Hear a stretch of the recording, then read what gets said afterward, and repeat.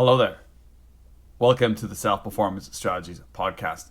In this episode, we're doing another deep dive performance origins interview with a large content creator, Steve on Speed.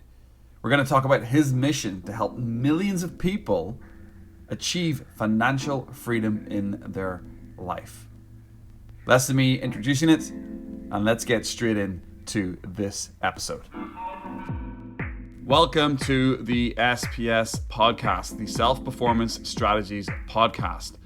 Unlocking the secrets to success and unlocking the secrets to self-performance so you can improve mentally, emotionally, and physically. The SPS podcast is brought to you by the Pro Accelerator Program, helping business owners and business leaders save at least 10 working hours a week, improve their focus, and make more money. If that sounds like something you're interested in, check out the show notes and follow the links. But let's now jump into this episode. Hello. Welcome. We are in episode 48 of the SPS podcast, of the Self-Performance Strategies podcast. And in this episode, we're doing another performance origins deep dive. And I'm really excited to have Steve on Speed on today's episode. Steve on Speed, retired at 35 years old, is now location independent and is an entrepreneur teaching other people financial independence. He's got over 240,000 followers on Twitter and drops daily wisdom. So if you're not already following him on Twitter, go over and check him out. Full of great information. Steve, we've got the same name, but it's an absolute pleasure for you to be on the podcast today. Welcome to the Self-Performance Strategies podcast. How are you? Thank you, Steve. I certainly appreciate that. I love your name first and foremost. And, I know this is going to be a good conversation because we have the same name and probably the same kind of mindset with a lot of these things. Because everybody who's named Steve is, we're a level above or something, right? Or I don't know. Probably not, but that's just what I think. Special breed. We are special in more ways than one. Yeah. 100%. Pleasure to have you on. I think you and I have known each other from Twitter for a couple of years, if not longer, during that sort of the boom, I call it, of money Twitter in the sort of the early pandemic years. A very exciting time. Really enjoyed that time period of my Twitter growth. But it's been interesting. Yes, yeah, for sure. But to start, first question, where I start with all my podcasts, with all my interviews, what is your personal self-performance philosophy, or what is your personal success philosophy? For me, I would have to say it's showing up every day. And my dad used to tell me when I was a kid that showing up is half the battle. And as I was going through my career in information technology, it was very apparent early on that it really is that simple. If you're in the office every single day, and I'm an early person, so I was often the very first one or among the first in the office every day before my boss ever got there, all the time.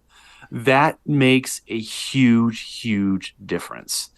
I never really looked for opportunities to take off. I never took off for my birthday just because it was my birthday. I showed up in the office and I did my work every day. And, I wasn't necessarily the smartest person in the office, but you know what? You don't have to be either. You don't have to be the smartest person. Yeah. You just have to be there and give it your all, try your best. And that often, I really think it's more than half the battle at this point. If you're showing up every day, you're 80% there, and that extra 20% really isn't all that difficult.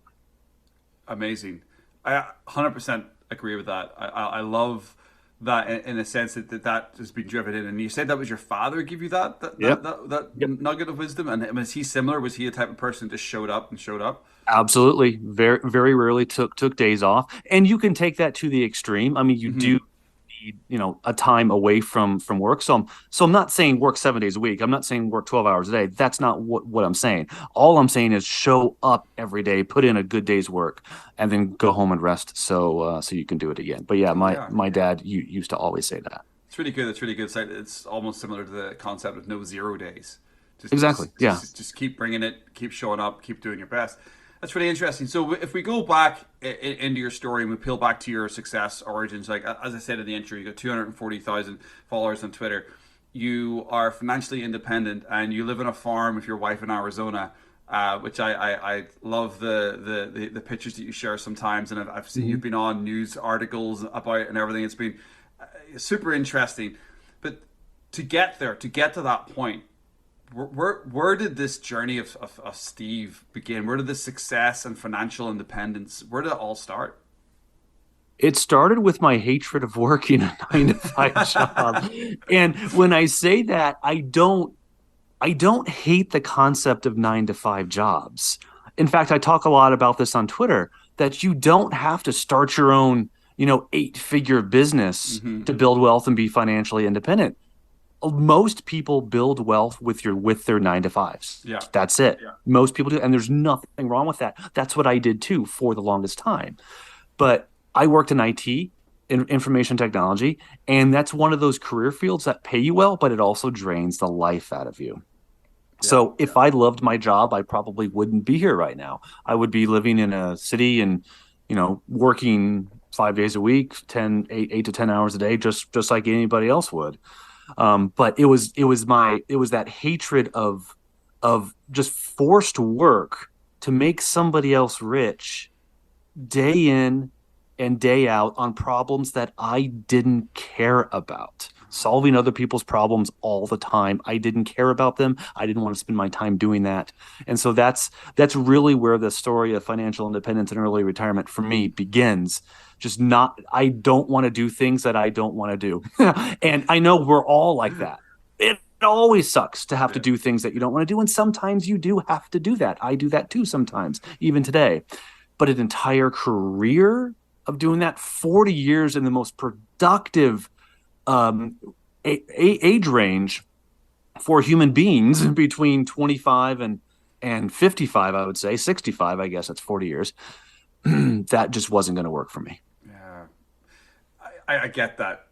We're both entrepreneurs. We both left it at 9 to 5. I think that's very inspiring, because I fell down a slightly different trap where I fell into, and I know you climbed quite high quickly in the ladder as well. And we can describe that, talk about that as well, what you did. Mm-hmm. I went down that route myself, where I was like, well, how do you get more freedom in your life? Well, you earn more money, so you climb the ladder higher. That's right. Yeah. And I did that, but what it actually kind of had a detrimental effect on me is it just created more stress and more overwhelm and less free time in my life. And I was like, what am I doing? What am I doing here? But I from your threads, you talk about leveraging your 9 to 5 to help you with that financial freedom, and you I've said it a number of times, you're very much a yes man in a sense, where a lot of people are running around saying say no. You've always kind of come out and said no. When you're in a certain time period of your life, you should be saying yes. So I want to pull on that thread a little bit, because I feel like that coincides with your journey. Yeah, if you have a comfortable job, like a cushy job in your 20s, you're doing it wrong. Mm-hmm. That is the time where you should say yes to everything. Well, most things, 99% of things. The opportunities that you get, you need to address them. You need to try them. You need to see kind of where you go. And especially when we're young, we don't know what we're freaking good at. We know what we think we're good at, but without trying different things, you're just not going to know. So one of the things that I always did throughout my career is I said yes to the opportunities especially to the opportunities that I did not think I was right for. I remember this one Friday, I was called into the executive director's office. And you know what happens on Friday? That's when people usually get fired. So I got called into my executive director's office, and HR was there too. And so I'm like, oh shit. Now what am I going to do? I'm obviously losing my job. But I think he sensed my concern, and he's like, Steve, don't worry, we're not firing you. It's like, oh, okay, good. But now why am I here? Well, apparently they fired an entire layer of management above me. I'm talking the chief information officer, the director of IT, and his direct support, so the assistant director. And they wanted me, and at that time I was a 30-year-old software developer. They wanted me to take over the entire department. Wow. I had zero leadership experience, zero management experience. But for some reason, they wanted me to take over the entire department of the IT staff.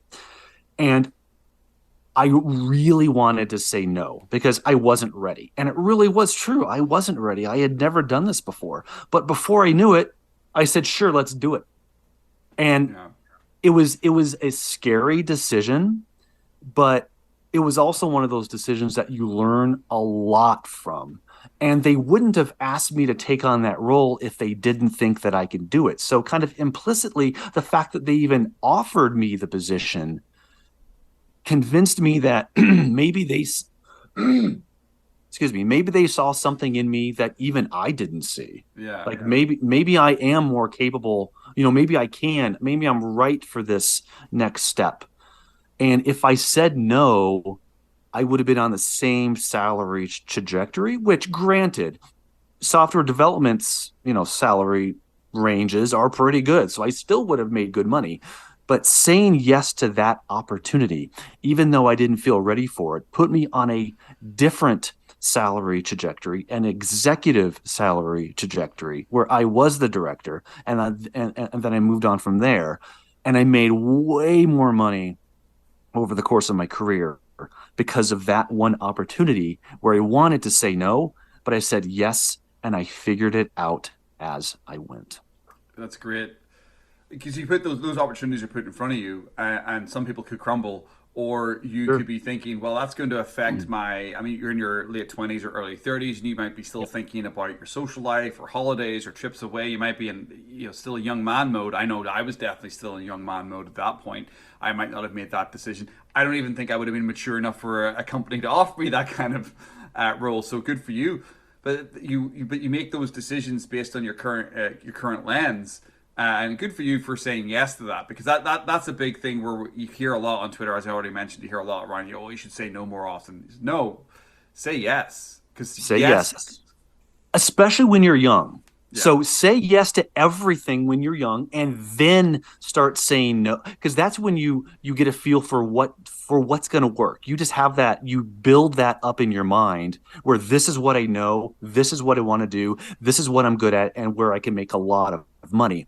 So then you could start saying no later on in your 30s and 40s with opportunities that clearly just aren't right for you, or where you don't want to go because you have things that are going to make you money. yeah. So say yes to everything, then start focusing in on just those opportunities that you can exploit to become way, way, way more successful. But if you say no from the beginning, first of all, you're not going to get those opportunities again.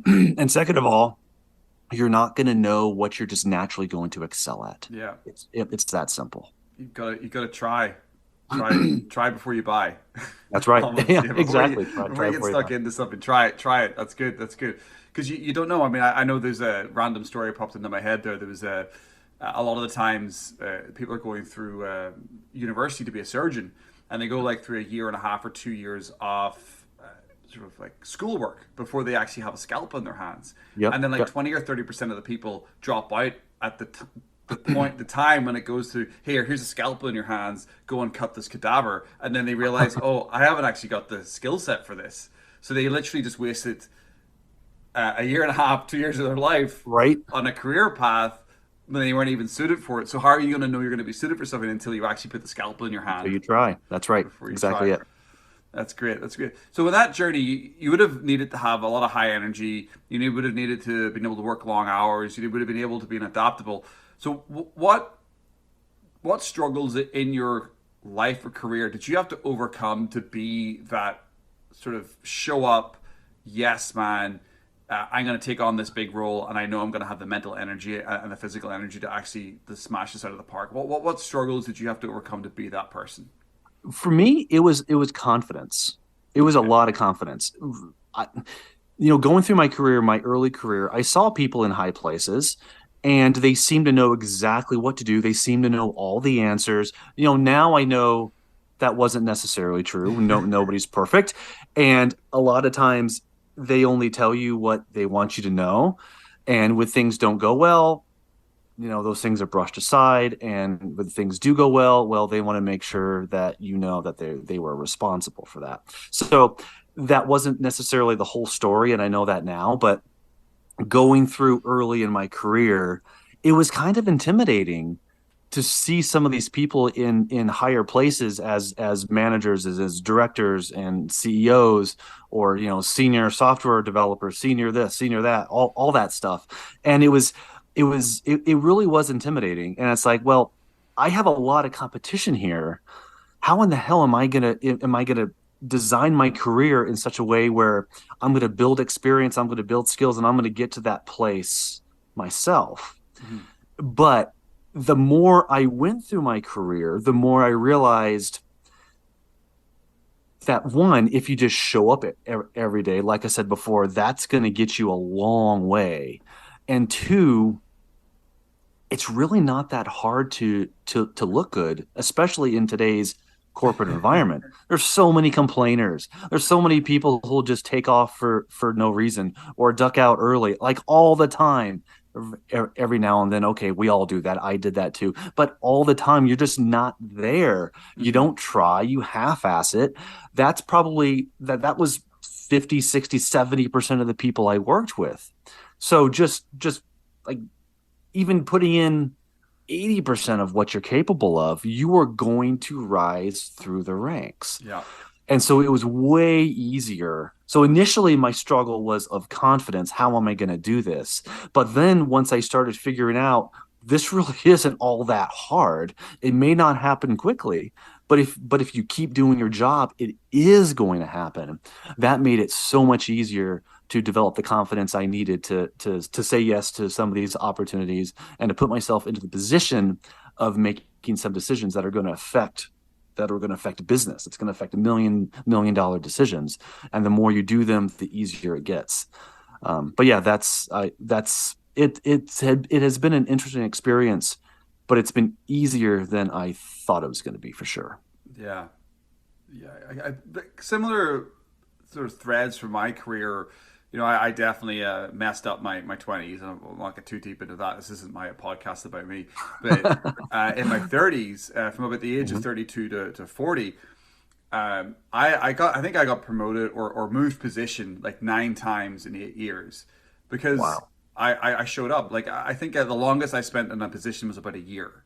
And then I was like 6 months you're on this project, 3 months you're in this project, you're doing this sprint in this team.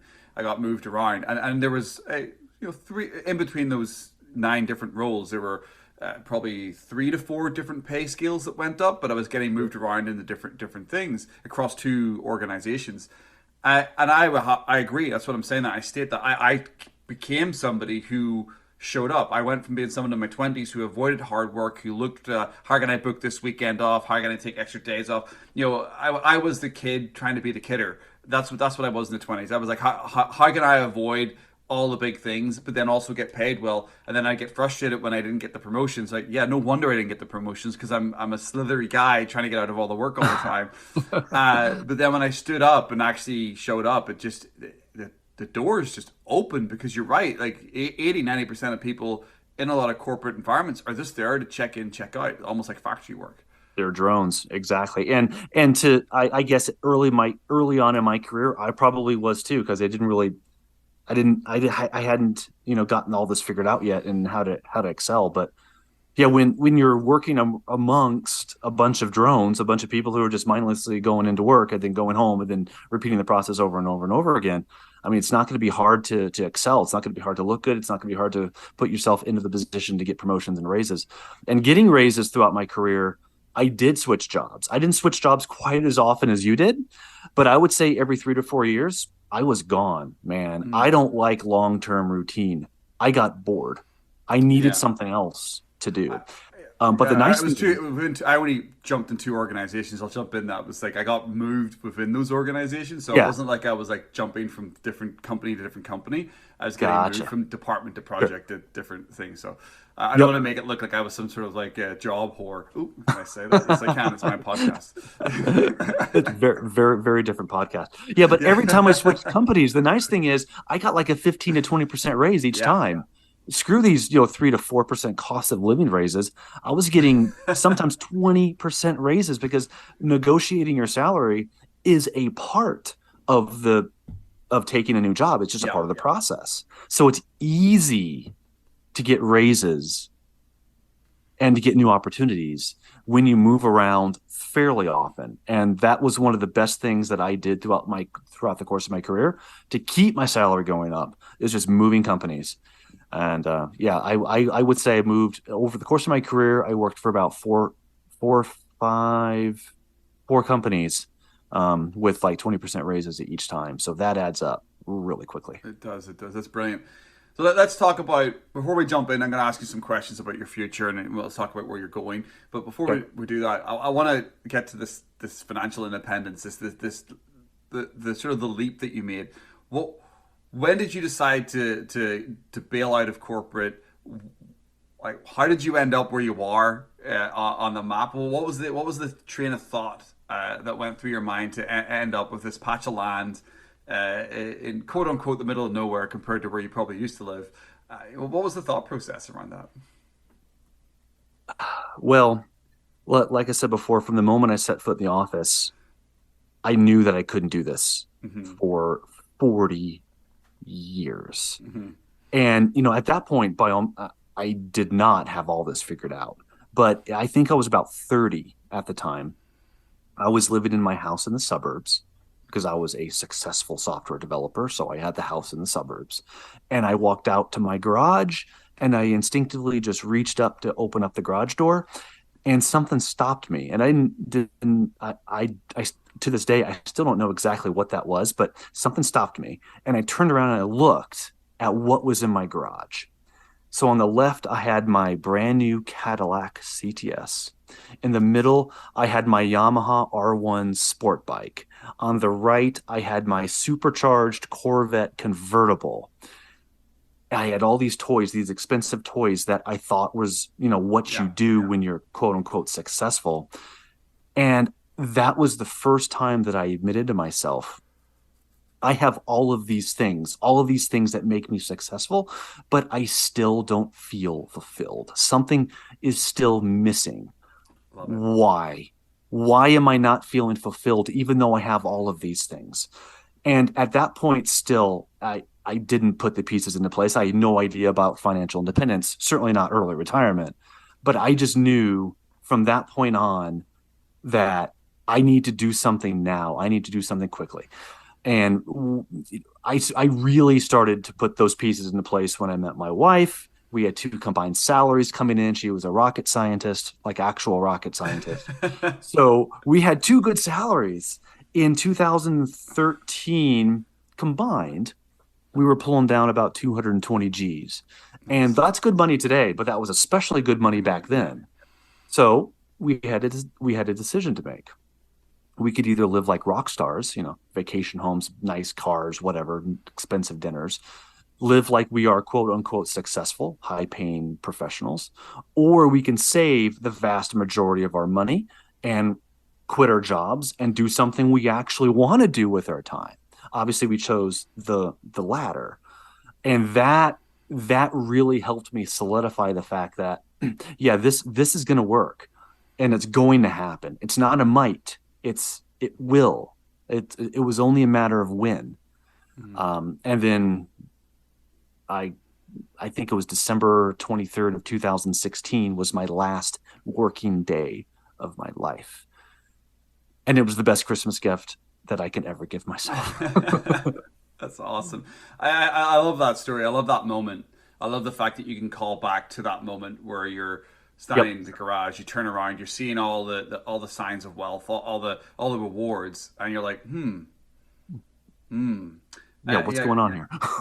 yeah. I went through a similar, not the same scale of the same kind of cars and stuff, but I went through a similar process when I first started making money in my early 30s, because obviously, again, I messed my 20s up.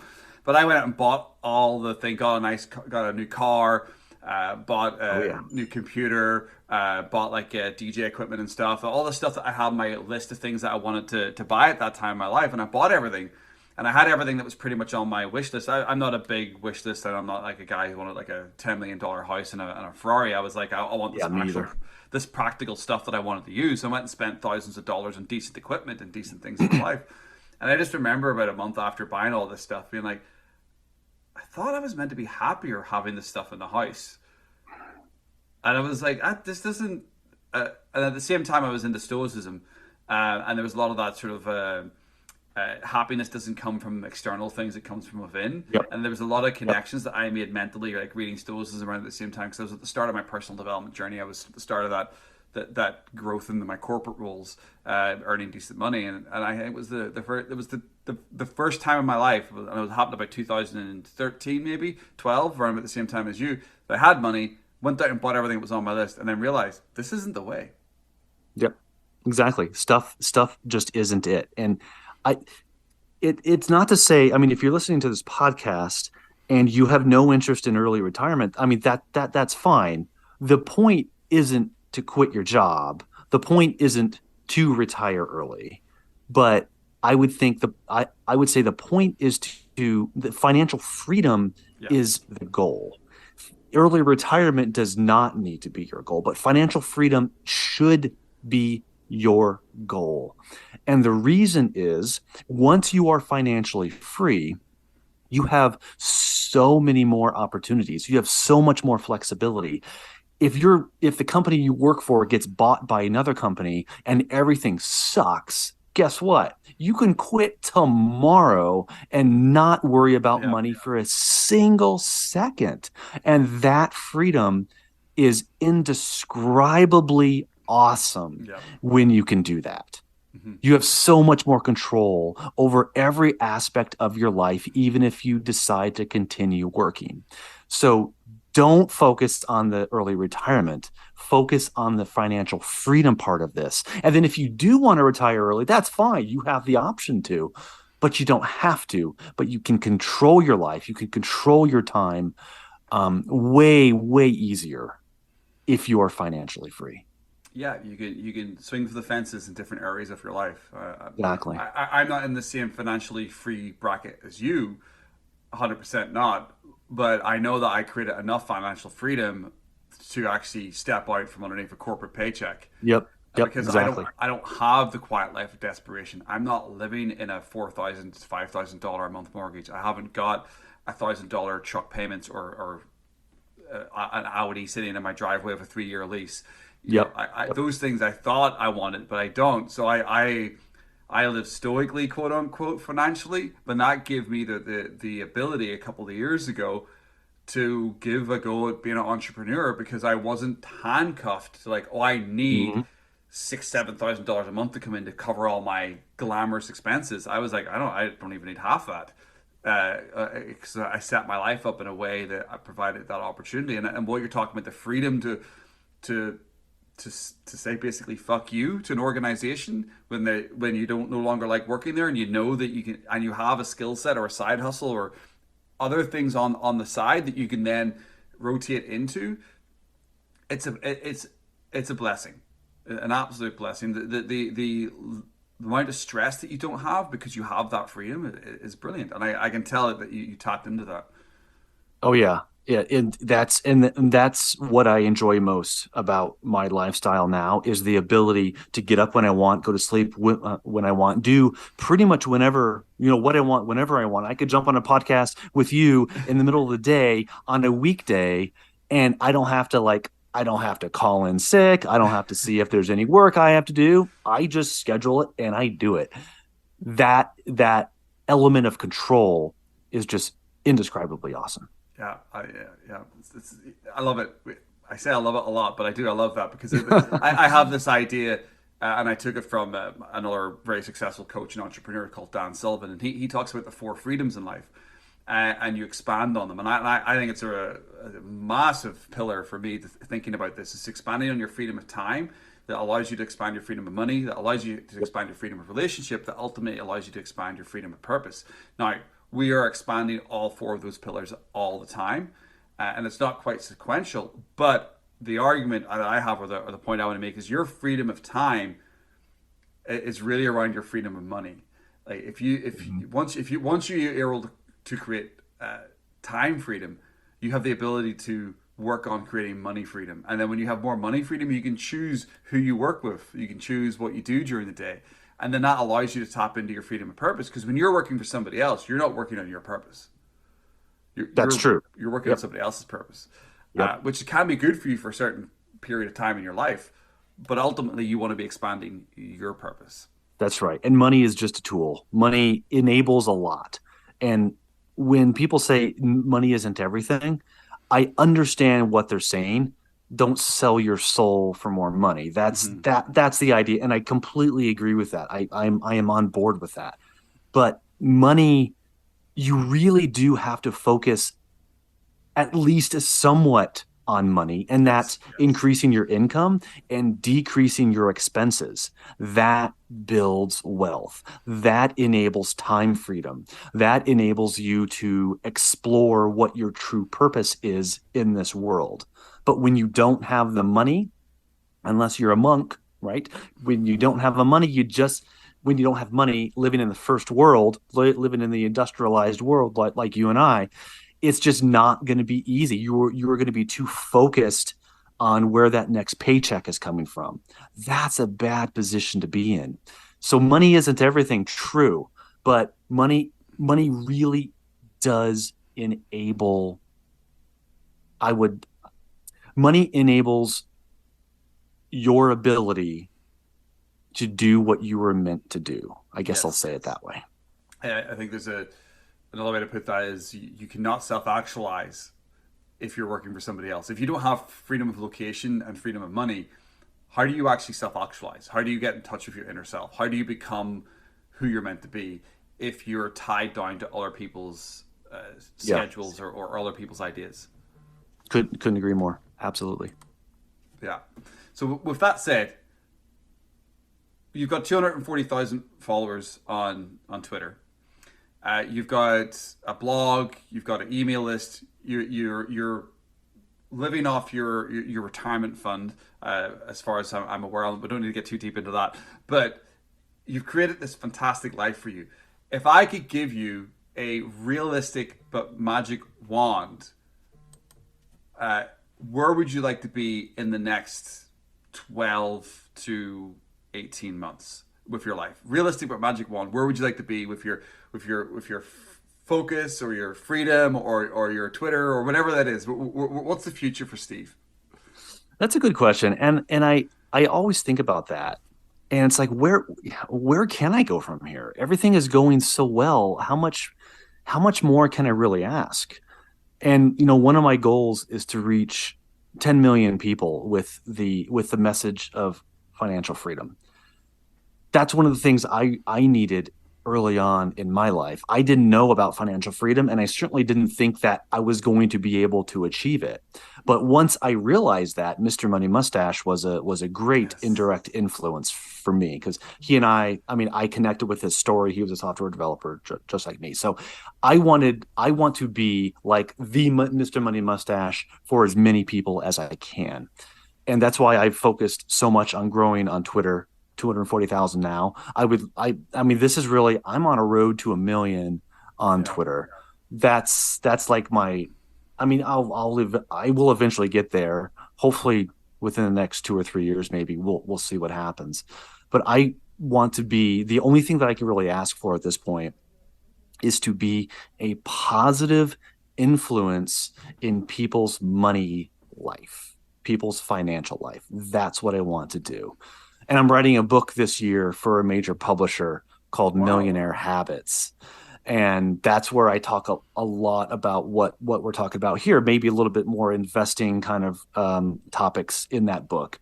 But yeah, that's my next step. I never really saw myself as an author. I never really wanted to be an author, but I'm hating it less than I thought I was going I to. I love have it. like That's brilliant. 40,000 words written right now, which is about two-thirds of the book. Well, Should be about 200 pages, and that's about 60,000 I words. had no idea. That is brilliant. I just see a smile has just come up across my face because I think there's energy coming from you as well when you're talking about that.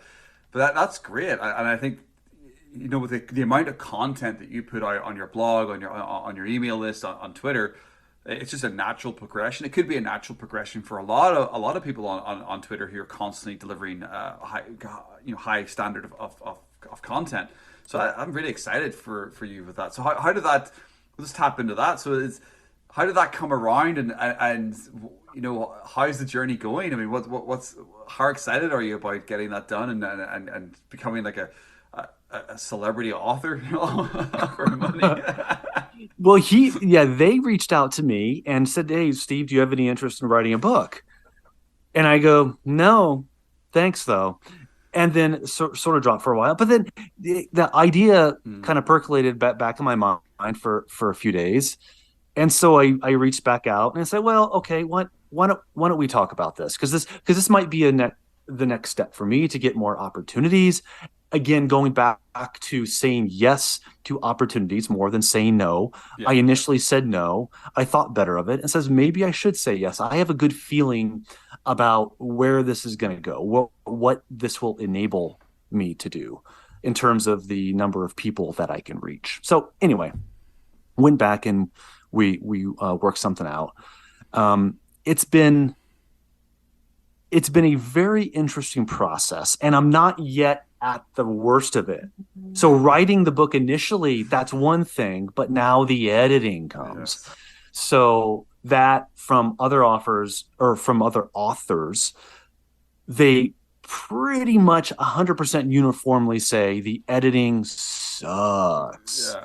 So I'm really not looking forward to that. But that's part of experiencing what you're good at in this life. So I'm just going to do it. I'm going to go through it the best I can, and we'll just see where this book goes. But yeah, that's just that next step, I think, on my drive to reach 10 million people with this message.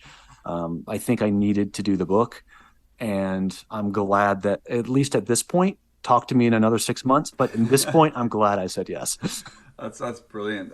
Really, no, good for you for doing that, taking on that challenge. It's good to have ourselves little sort of short term, 1 year, 18 month, 2 year goals, and I think that I look forward to seeing it, the completed journey, because again, your content, you're growing 240,000 followers on Twitter, constantly delivering value online, and you do have a slightly different take to some of the financial advice out there, because Yep. I know a lot of it's kind of quite trite. Stop drinking Starbucks. It's like, I mean, the only reason why you should stop drinking Starbucks is because it's awful coffee, not because it's $5.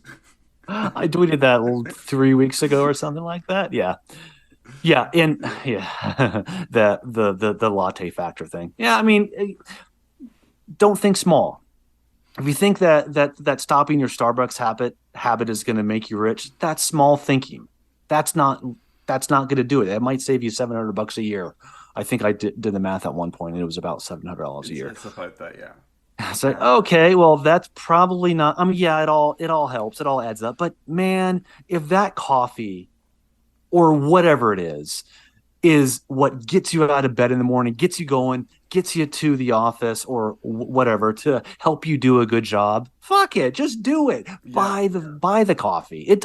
That part doesn't matter. Frivolous spending does. And the overall concept is, don't necessarily spend money on everything you possibly want at any given time, because that gets out of control. We have closets or garages full of junk that used to be cold hard cash in our wallets, so it can go too far. But it really comes down to deciding what is most important for you, and then spending lavishly on those things, and then ruthlessly cutting back on the things that aren't that important. And those are really hard decisions to make. Like, I once thought that I could not live without ESPN. But look at me now. I'm all livid and stuff, and I haven't had access to ESPN in decades. It's interesting how much we can accomplish and how little of a sacrifice we think these cutbacks are going to be once we get over that initial hump of saying, yes, I am going to cut this. I'm no longer going to spend money on this because it's just not that important. Trust me, you'll be fine. I think that's the sort of the framework of stop asking $5 and $10 questions and start asking, that's right, $10,000 or $50,000 questions. Because, like, how can you improve your per annum your monthly recurring revenue, even in working in corporate or working as an Sure. entrepreneur, rather than like scrimping and saving and trying to, oh, I should cancel Netflix. Oh, Disney Plus. No, you should cancel both of those because they're garbage, not because they're taking your money. Right. You're right. But it's like, if you actually think to yourself, well, how can I add an extra 10K, 15K, 30K to my actual wage, promotion, switching jobs? Those are bigger questions that will have a bigger impact on your bottom line and on your investments and on your That's life right. than putting the microscope on, oh, I'm going to Starbucks 3 times a week. It's like, Yeah, we can only cut back so much, yeah, but your income potential is literally unlimited. yeah, And it may not be unlimited at your 9 to 5, but it can be unlimited with your side hustle, which is a great opportunity for a great option for a lot of people. So yeah, keep your 9 to 5, but then in the nights and weekends, build something on the side. If you're good developing websites, to start a web design or web development side hustle, or if you want to get out and get more exercise, offer to walk dogs or do pet sitting. People spend so much money, me included, on their pets. yes. So much money. There are so many ways out there to bring in a little bit extra income. And the limit is really only how much time you are willing to devote to some of those things. Yeah, I'm just nodding my head in agreement. I fully agree, fully in line with that. So, with where you're going now and where you want to go, to get a bit deeper, bring you right back into the moment of now. What do you think is currently slowing you down or standing in your way of your next success? Because you've had this fantastic journey. You've retired early. You've got this large following on Twitter, and you've overcome a lot of struggles in your performance origins. But currently, right now, what's slowing you down and standing in your way, mentally, emotionally, physically, whatever it could be for you, for your next, standing in the way of your next success? Nothing. Nothing. Nothing standing in my way. I I love just it. have to identify it and go after it. It may not happen tomorrow. It may not happen next week. It might take a little while to get there. Like my goal to reach 10 million people, that's not going to happen tomorrow. Yeah. But nothing is standing in my way. I just have to get off my butt, which I am, and show up every day and do it and get it done. It's part of the reason why I spend so much time on social media. It's part of the reason why I'm writing this book. It's part of the reason why I like doing these podcasts.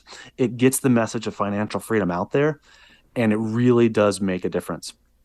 So over time, that's going to happen for me.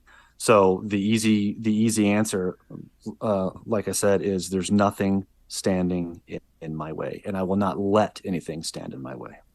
The excellent answer. One of the better ones I've heard. But what I like about that is that that's a muscle for you. That's a built muscle, Sure. because that's a knee jerk reaction to like having self awareness of actually understanding that 9 times out of 10, most people who say what's standing in your way, it's usually yourself. Like Absolutely. it's actually 100% of the time, because as soon as you say, oh, the government or the political environment or the war in Ukraine, the gas prices, like that's not stopping you from success.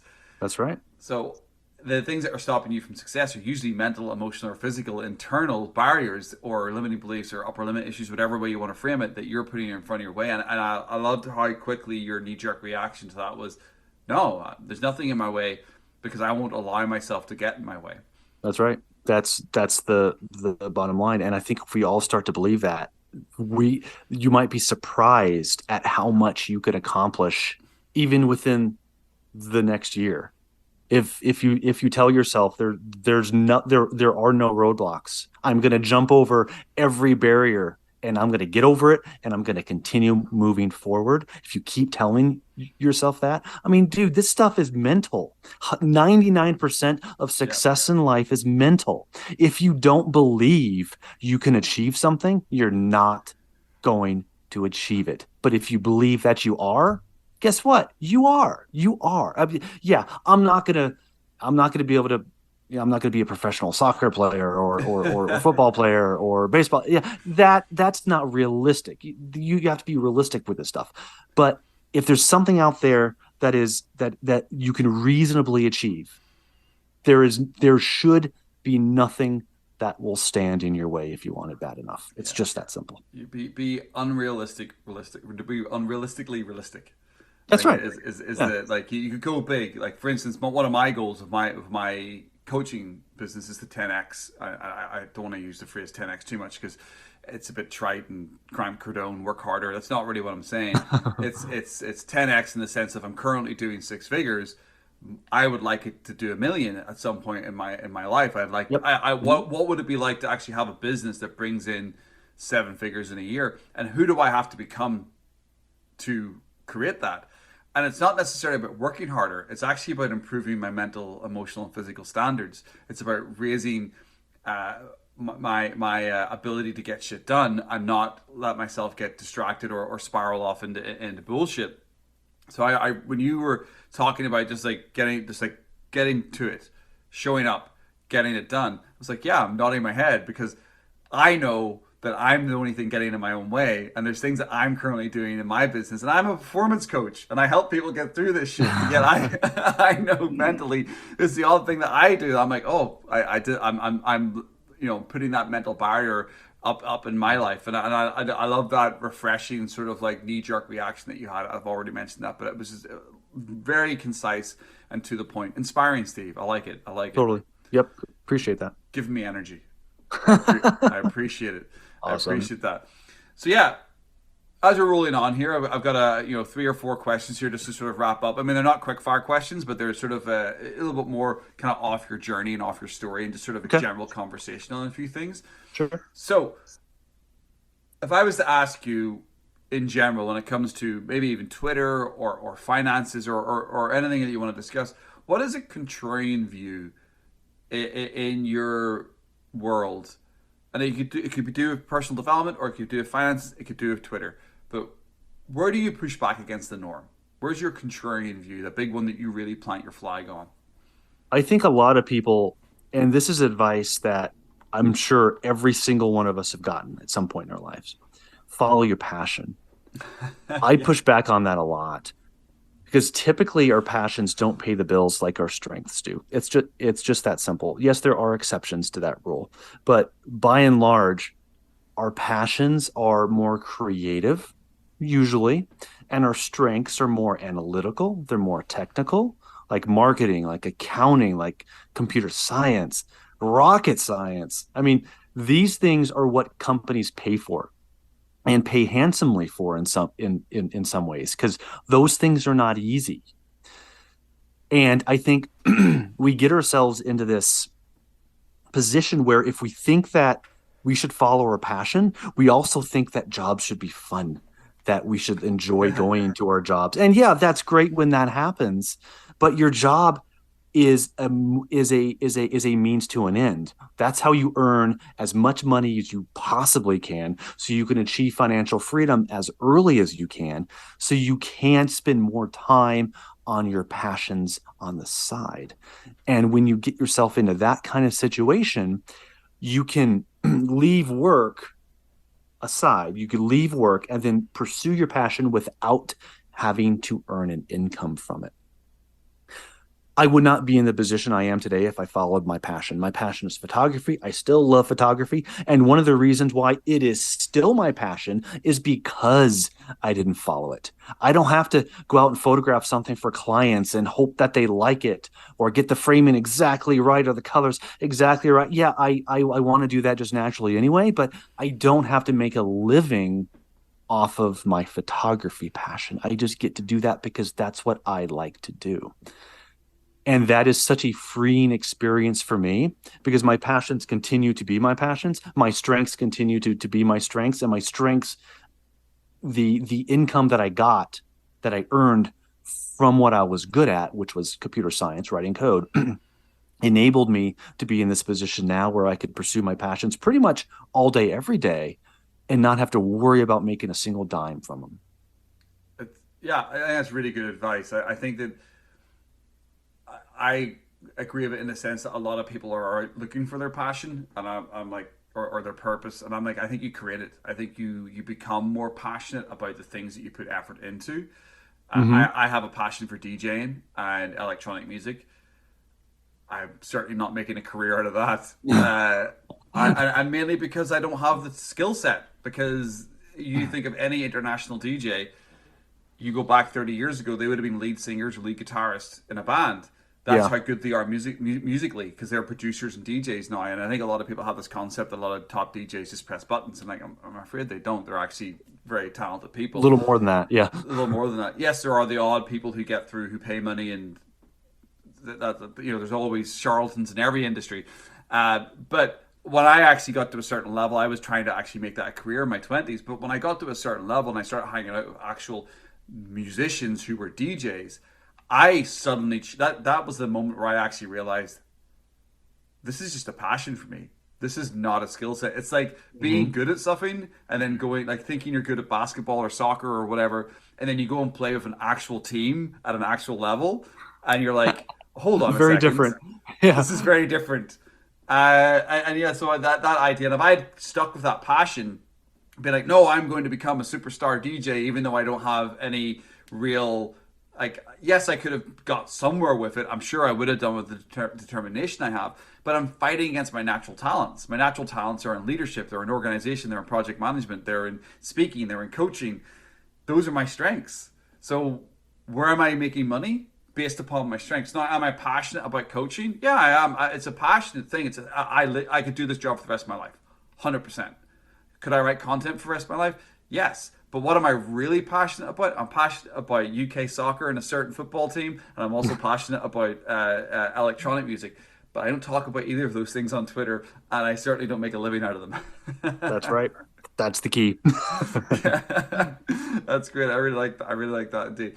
So, uh, on your journey, the getting to where you are today, would you say was your biggest influence? I mean, I know you mentioned your father at the start of the podcast, but you know, books, leaders influence. You mentioned Mr. Money Mustache as well.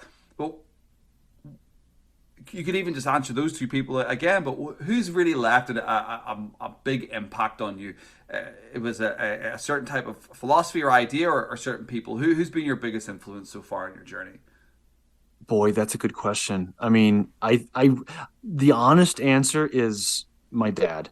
But since I already talked about that, one of my favorite books in personal finance is The Millionaire Next Door by the late Dr. Thomas Stanley.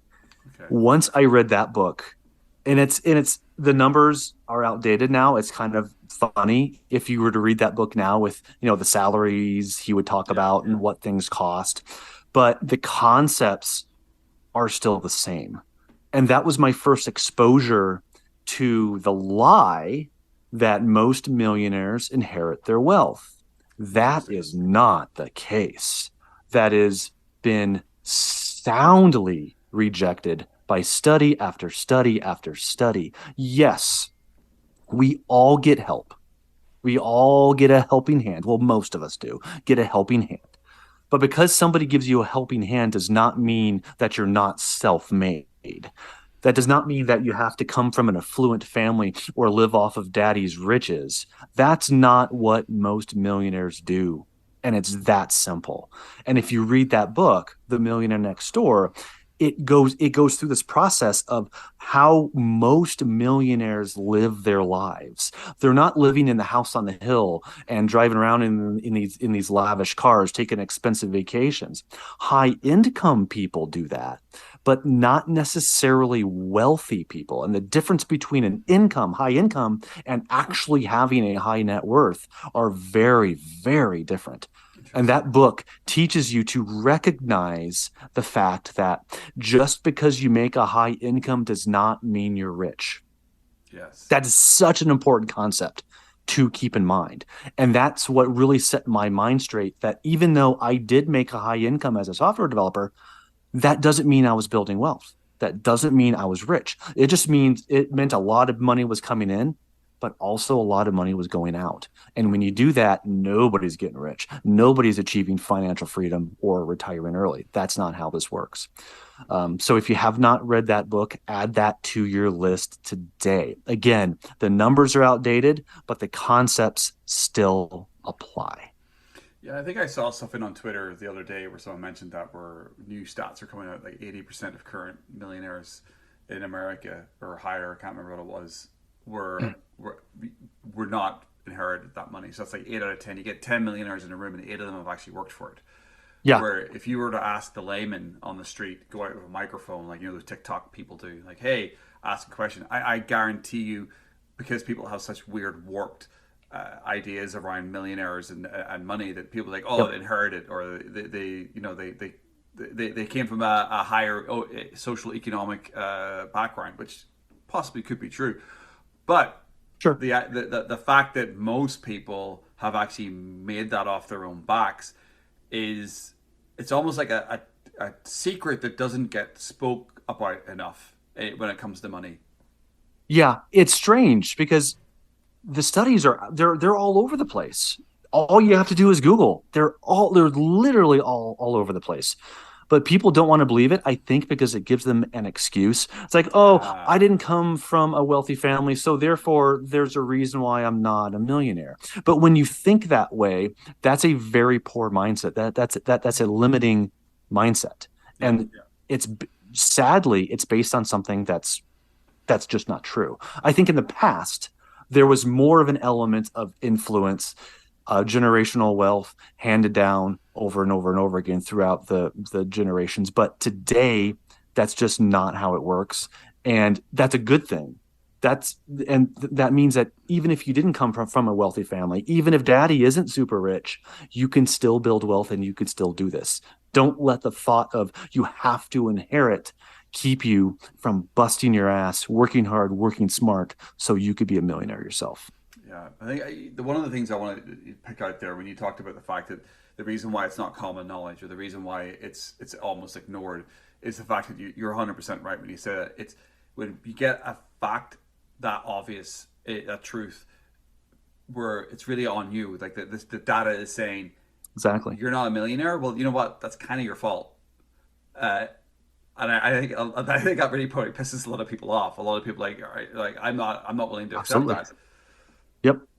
Yep. I think there was a Dave Ramsey study that showed about 3% of millionaires inherited more than $1 million. Only 21% inherited anything at all. That could be $1,000. That could be 50,000 Yeah, bucks. It's the number is so low. There's a WealthX study. There's there's a Fidelity study. The Cato Institute has also researched this. It's just a lie. And it's a good thing that it's a lie. It's a bad thing that so many people continue to want to believe the lie. yeah. And that's what I want to like tap into a little bit with a question or a stream of thought, because you do talk about money quite a lot, and I've been in your comments sometimes. Mm-hmm. You get shit on quite a lot, and a lot of the other money people get challenged quite a lot. I don't know whether I could there's even subjects I've stopped talking about, because every time I talk about them, someone comes along and goes, the actually guys put their glasses on. Yep. Actually, Yep. Mm-hmm. and I know it's just easy to mute block, but what is some of the dumbest pushback that you've come across when you're talking about that kind of data? You're talking about financial independence. You're talking about like the path to creating wealth. What is some of the dumbest pushback that you get when you talk about these subjects? Oh my gosh, I could probably spend a whole day on this, but the thing is, nobody gives me data. They just say, well, this is the way it is. This is how it happens. Millionaires inherit wealth. I get that. That's probably the dumbest thing that I get in general. When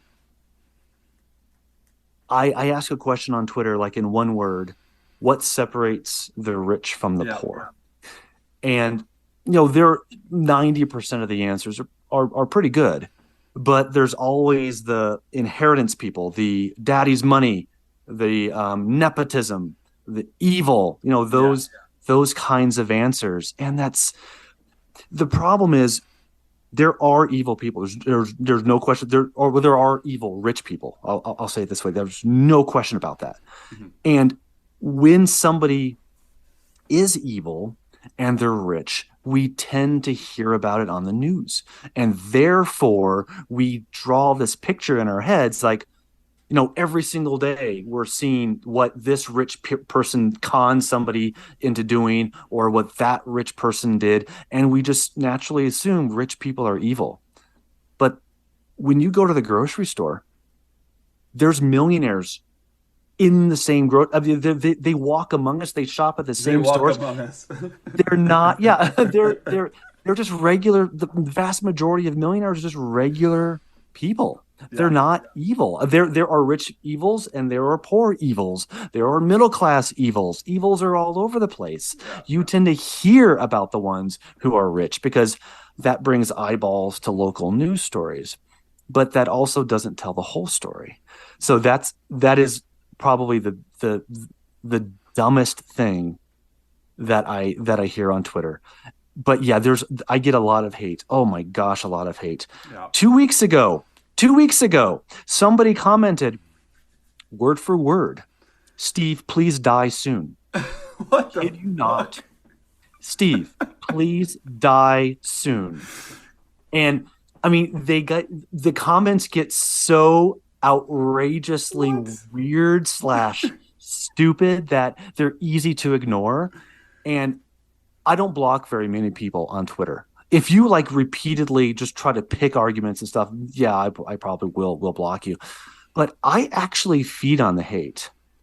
It gives me fodder. It gives me things to talk about. Interesting. So I don't necessarily encourage hate, but if I get it, I get like I almost get energized when I get hate. Yeah, somebody telling me to die, I don't get energized off of that. But if it's even somewhat legitimate, that helps me create more content. That goes into my unlimited like content factory system that I have. Yeah. The hate feeds that.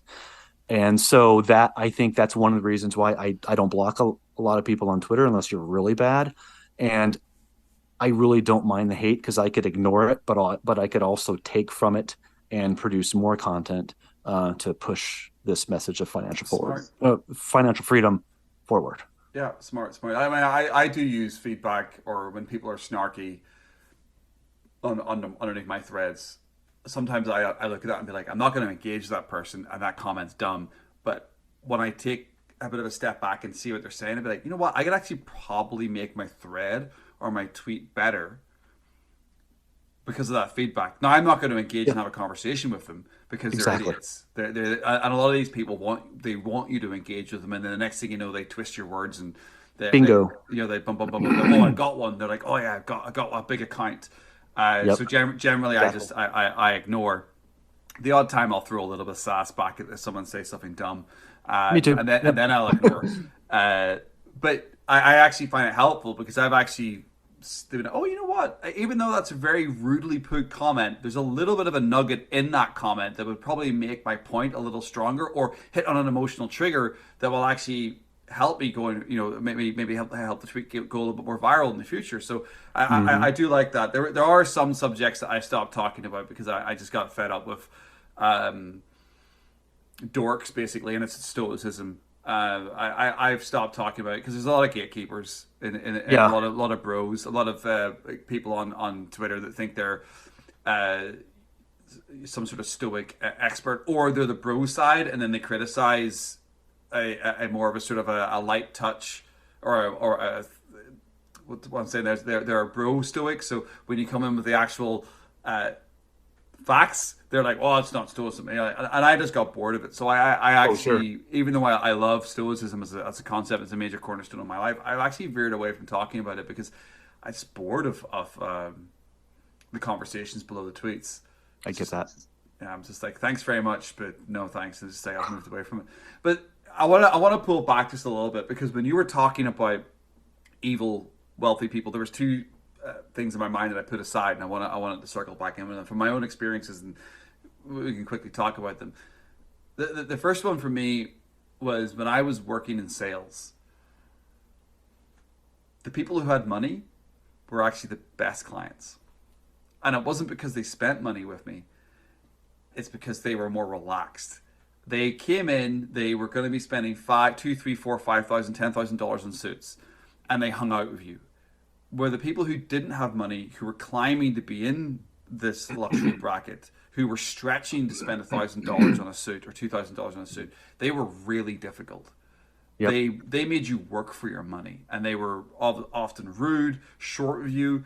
challenging, would ask for discounts, where the wealth, the actual wealth, would just come out, hang out, and they'd be like, you know what, Steve, I'm only taking one suit today. Thanks for trying on the three. I thought I was going to get two or three, but I'm just going to get the one. Boom, there's my card. Ring it up. They would just, or they'd be like, we're taking everything. There's the card. And you'd be like, okay, cool. And then Yep. I always find that was a very interesting part of me, was actually discovering that wealthy people are actually pretty fucking chill. It makes a big difference. And this kind of, I mean, it's I guess maybe a slightly different topic, but it goes into your pricing. If you do offer something through a side hustle or whatever, like web development services or coaching or something, if you're going to offer it for like $49, you're going to get $49 people. If you offer it for Yes. $4,900, you're going to get $4,900 people. Yeah. And you might think that those $4,900 people are going to be way more anal or like, I don't know, hardcore, or I don't know, maybe they have extremely high standards for you. But weirdly, and this matches your experience, that's really not the case. You're going to get way more trouble selling lower ticket items or services than you will higher. You're not going to sell as many because it's more expensive. But the Yeah. ones that you do sell, they're going to be easier clients because those people tend to be easier to deal with. That's something I never expected to be true, but my personal experience totally matches yours. Yeah, it's something that I forgot when I first got on Twitter. And it took me a while to get there, because I fell into the whole like trap of a new thing of monetizing. How do you do this? And Yep. I fell into the trap of like, sell a small guide, do an email sequence, then try to get people on a phone call. And it didn't work out for me, and I failed with my offers, and I've had disasters happening in my journey to get where I am today. And it will I continue to grow. I continue to be challenged. I continue to develop things. But the from my sales experience, I used to work in like really shitty retail when I first started my career, and then I finished my retail career selling $5,000 suits to famous people. I helped a number of people. I'll not mention names here because I don't want to name drop famous people. But in Vancouver, the rich and the famous of Vancouver, Sure. Yep. and I then kind of went back when I got on Twitter and went back to low dollar ideas, where I should have just gone straight to high ticket. Like, well, who do I Yeah. want to help? I want to help entrepreneurs. I want to help business owners. I want to help wealthy people remove the dumb shit from their lives so they can actually fulfill their potential. Sure. But I did this weird dance for like a year and a half of like doing small, for as you say, $49 packages or $20 packages or $50 packages. And who did I attract? $50 $49 people. people. Yeah, $49 exactly. people. But then when I put a high ticket offer out and I'm doing a landing page, and I've got a sales process, I'm attracting 7-figure business owners. That's right. That's because Makes a big difference. it's Yep. a massive difference, massive difference. So if you're listening to this and you're starting out your Twitter journey, and maybe you've got 10 or 15 years of corporate experience behind you, go big when you start. That's my advice. Sure. Yeah, Absolutely. go big or go home. The, That's right. I'm not going home. the other little thread I wanted to pull back on, I know we're going back a couple of minutes, but you were talking about how rich people get into the news, and something popped into my head because it was a conversation I had recently about young sportsmen, how NBA players, soccer players in the UK, they go out and buy these expensive cars. They go out to these parties. They go out and do dumb shit, like with girls or whatever. They get in a car crash. They buy stuff. Yep. It's all over the news, and they're like, "Look at this spoilt brat," and they attack these young guys in their 20s because they're earning millions of dollars. And I'm thinking, but there's thousands of other 20-year-old guys doing the exact same thing, but they've Yep. got no money, so it's not in the news. But because these wealthy sports guys, these young men who are doing nothing that serious, they're just doing dumb shit I did dumb shit as a 20-year-old, but they're in the Exactly. news and they're being positioned, and they're usually of a certain diversity as well in the news. I'll not get too deep into that. And they're being called, irresponsible, and look at these dumb kids. And I always find that sells to the rest of the people that money makes you do stupid things, and money's evil, and money's corrupt. And I just think it's bullshit. I just think it's media. Again, it's that media kind of twist of focusing on rich people being evil, quote unquote. That's right, and that's one of the many reasons why I don't watch the news, and most people probably shouldn't watch the news because your mind. I'll say it this way: your mind gets warped about what's going on in the world and society when you're glued to the news. There are people out there who literally think the sky is falling, everything is crumbling down. We're not going to be around in 2 years from now. Putin's going to nuke us, and we're going to nuke back, and everything is going to. It's just not. I mean, if all those doom and gloom stories came true, we wouldn't be here right now. The entire universe would just be poof. It would be dust, like nothing left. That didn't happen. These things aren't going to happen. You're going to be okay. But if you watch too much news, your mind is going to be warped. No question about it. I have a smile on my face every freaking day because I don't know what the news wants me to be afraid of today. I don't know. I don't care. I never will care. The things that are important enough for me to know, guess what? I'm going to know it. I'm going to overhear people talking at the supermarket, or my friend's going to ask this, or, you're going to hear about the things that you really do need to know. But everything else is just manufactured Hollywood bullshit designed to get you to tune into that news, gets those eyeballs to turn on that television. Yeah. And that's not healthy. 100%. I had this similar conversation with somebody else in real life recently. And I said, in my lifetime, I'm, in my early 40s, Chernobyl, Berlin Walls come down, 2 Iraq wars. Yep, exactly. Falklands War, 2 massive recessions, a pandemic now, the Balkans War, the Chechen War, Northern Ireland troubles, countless wars in Africa, the South American drug war. I could keep listing the Ukraine war currently. These have all happened in my lifetime. These are all things that where you watch the news, they're like, the world's coming to an end. And tomorrow's news, the world's still coming to an end. But yet we're still here. Yeah. Crazy. So it's crazy. It's absolutely crazy. So I'm with you on dropping the news. Over the last couple of years, we saw how, not to get too deep into this, but we saw how manipulative the news cycle was used in the last couple of years. So it's been crazy shit. So it's absolutely turn it off. No more Crisis News Network. No more other bullshit from the other side. So yeah, that's right. Turn it all off. Just turn it off. Turn it off. That's awesome, Steve. It's been really good to talk to you. So I'm going to ask you one last question. Lay it on me.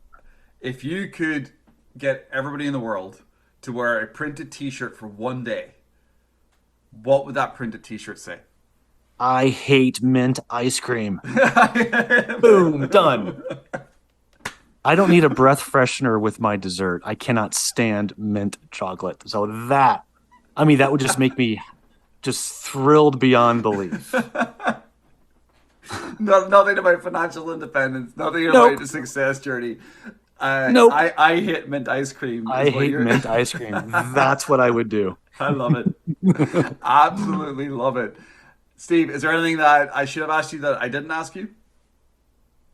I think you did a great job of covering everything that I wanted to talk about. So well done, my friend. I appreciate it. That's awesome. Well, thank you very much, and super pumped that you came on. I'll see you on the Twitter timeline. Thanks for being here. Sounds good. Thanks, Steve. Appreciate it.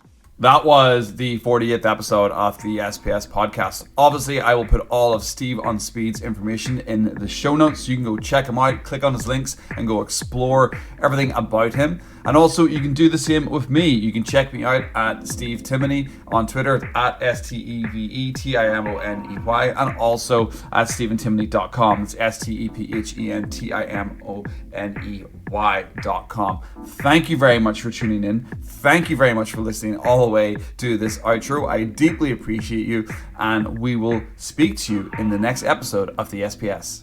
Make it a good one.